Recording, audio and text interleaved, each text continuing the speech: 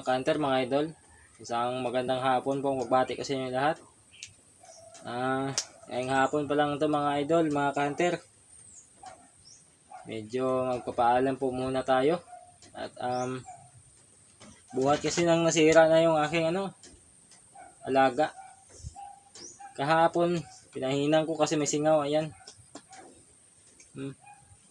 At ngayon, okay na sana, wala nang singaw, kaso pati yung kanyang transfer cord, yung dito, yung mula sa tangke, yung tubo pupunta sa tangke niya, nahinang din yata.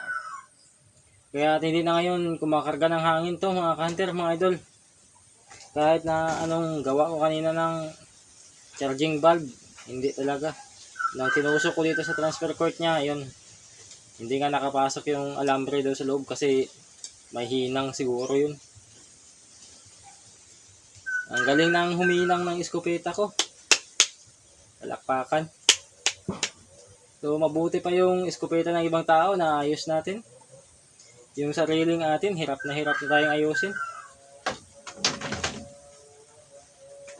Ito na yung ikatlo kong inayos na iskopeta. Yun, okay na. At ito yung ikalawa. Nagpump ako ng 70. Naka-safety. Malakas-lakas din.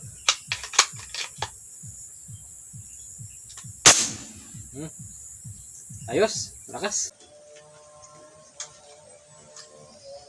So, ayan. Mga ka-hunter, mga idol, ako po muna ay magpapaalam na at wala na tayong magagamit pang hunting. Peace out na po sa inyong lahat mga ka-hunter, mga idol. Sana po sa muli kong pagbabalik ay nasa mabuti pa rin po kayong kalagayan hanggang ngayon. Hanggang noon.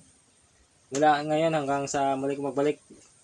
Sana po ay nasa mabuti kayong kalagayan lahat. Paalam mga ka-hunter.